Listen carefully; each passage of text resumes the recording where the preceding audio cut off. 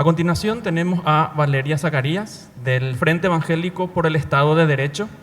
Ella es de Brasil, es feminista y evangélica. Es periodista especialista en comunicación para el desarrollo comunitario, fundadora de la Red de Mujeres Negras Evangélicas de Brasil, fundadora y coordinadora del Frente Evangélicos por el Estado de Derecho, Movimiento de Defensa de la Democracia. Su ponencia se titula Desafíos de las Iglesias con perspectivas de derechos en procesos políticos y electorales. Buenas tardes. Es con mucha alegría que estoy aquí en Paraguay. Ahora puedo decir sin error que conozco toda Sudamérica y me siento bendecida por Dios por este privilegio. Comparto a alegria de estar aqui com a pastora Romy. Em los últimos anos, cada uma de nós outras, em nossos próprios movimentos, temos o mesmo desafio: a ser de Brasil um país que seja para todos os brasileiros, ou não tendremos um país para nadie. Agradeço a Carolina Tiede, que me demonstra que a vida é o arte do encontro, aunque em la vida haya tantos desacordos. Como puedes ver, sou uma mulher negra. Não há como ocultar que sou uma mulher negra, brasileira, que descende, por um lado de minha família, de aqueles que foram escravizados por los europeus em el processo de colonização de América Latina. Desde que cheguei a Assunção, he buscado por todos os lados mulheres que se parecem a mim. Mulheres que han venido do mesmo lugar que eu, que levam em seu corpo sua ascendência. Eu recordo de haver passado por el latigo e de haver sobrevivido. Estamos vivas, aunque nos queiram muertas. Por lo tanto, lamento que não hayamos tenido outras mulheres negras em esta reunião. Se existe em Paraguai, quizás seja oportuno pensar por que não estão acá. Que dolor carregam estas mulheres que não podem compartilhar suas histórias com as blancas, com as mestizas, com as indígenas presentes em este lugar. Conosco os dolores que levo. Em Brasil, as mulheres como eu necessitamos apelar a Deus, a lo sagrado, todo o tempo, para que nossos hijos não sejam assassinados por el Estado ou assassinados por la violência.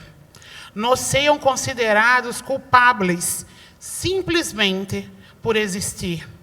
Em Brasil, nossos filhos são assassinados e nossos companheiros são encarcelados. São os que têm menos educação formal e são os que têm menos empregos. São os que ganham menos que os homens brancos. E nós outras mulheres negras, ganhamos menos que as mulheres brancas. Tanto aqui como lá, puseram a nossos homens em la guerra. La guerra de Paraguai, por exemplo, foi uma massacre onde os perdedores foram os negros, pois nos aniquilaram. Para nós outras, as mulheres negras, teníamos que extrair nossos poderes do interior de nossos corpos, tomando controle de nossas histórias. sabiendo que sobre nuestra sangre também se construiu Abya Yala, que é uma terra hecha com a sangre de todos nós outros, indígenas e negros. Quizás se perguntem que tem isto que ver com o tema de minha charla, que trata sobre as igrejas com perspectiva de direitos em los processos políticos e eleitorais. Bueno, tem tudo que ver com isso. Em este encontro que habla de fé e direitos humanos, onde estão reunidos católicos e evangélicos, é necessário pensar em igrejas que acorram a todas as mulheres. Nuestras igrejas dão la bienvenida a las mulheres negras.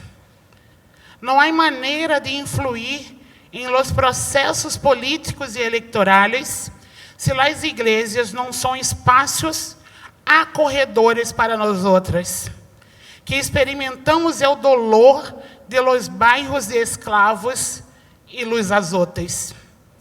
Lejos de mim não reconhecer a opressão que vivem os pueblos originários. E reconheço a existência de cada mulher aqui que necessita, cada dia, reescrever sua própria história para seguir vivendo. Por isso, lhes pido que incorporem as mulheres negras a este movimento, para que juntas podamos reescrever novas histórias. Só nós outras conhecemos os limites cotidianos que atravessamos a diário entre a vida e a morte. Escute este limite de nossa parte. Em Brasil, as mulheres negras estão encontrando um espaço em las igrejas evangélicas para dar um novo significado à sua existência. Um lugar onde não estão em uma posição de subordinação.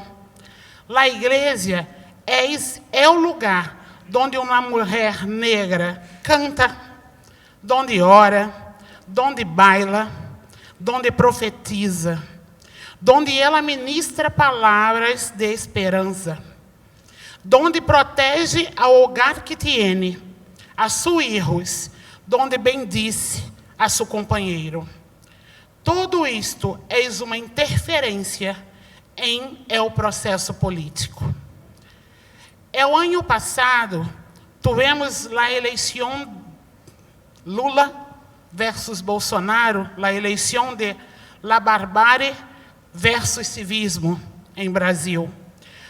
Tivemos a Bolsonaro em o poder durante 4 anos, em um governo que promoveu a morte. Durante a pandemia de Covid, perdimos 700 mil brasileiros. Foi um governo que promoveu a enfermidade, da mesma maneira que promoveu o armamento da sociedade civil, promoveu a morte de los indígenas, promoveu a morte da juventude negra, promoveu o ódio entre as pessoas, dividindo famílias e hasta igrejas. Por isso, através do Frente de Evangélicos por el Estado de Direito, o movimento de defesa da democracia que formo parte, lançamos estrategicamente a campanha eleitoral do presidente Lula. Era necessário deter o oscurantismo que se cernia sobre o Brasil. E, lamentavelmente, hemos visto a muitos líderes evangélicos e católicos ser capturados por la malignidade de um governo que, apesar de falar tanto de Jesus, nunca ha experimentado as possibilidades de transformação que Cristo oferece. Cristo és uma força potente para reescrever histórias. Como mulher negra, digo isto cada minuto de minha existência. Era necessário não dialogar com líderes religiosos, sino falar diretamente com homens e mulheres de fé. E lo hicimos. Lo hicimos a las puertas de las iglesias. Lo hicimos em las paradas de autobús. Lo hicimos a las puertas de las fábricas. Superar o fundamentalismo em Brasil, apesar da vitória de Lula, é uma batalha que aún está em curso. O fundamentalismo religioso se ha convertido em um terreno fértil para plantar ideias contra os direitos, como se os direitos fueran uma amenaza a los princípios cristianos. Que lo hizo o governo anterior foi preparar este terreno. Hemos conseguido retrasar a siembra e pretendemos fazer todo lo possível para evitar que o fruto cresça. O fundamentalismo, ou os fundamentalismos, colocam as pessoas e, especialmente, as mulheres em carras, negando que cada pessoa seja responsável por seus próprios actos de consciência. Outro dia, participei em uma reunião da bancada evangélica, um grupo de parlamentares que não respeitam o caráter laico do Estado e que querem transformar os princípios cristianos em leis para toda a sociedade. Escutei uma frase aterradora de um deputado federal que dizia que estar em contra do aborto era defender os direitos das mulheres para que nunca as mulheres puedan se arrepender de haver matado a um ninho. Como mulher, só pensava em quem lhe deu a esse homem o direito de hablar por mim. É o fundamentalismo que quer enmarcar a liberdade e a consciência. Nossas igrejas devem ser alternativas a isto, recordando sempre que Cristo nos chamou a la liberdade. Para lográ-lo, devemos permanecer dentro da igreja, onde eu permaneço.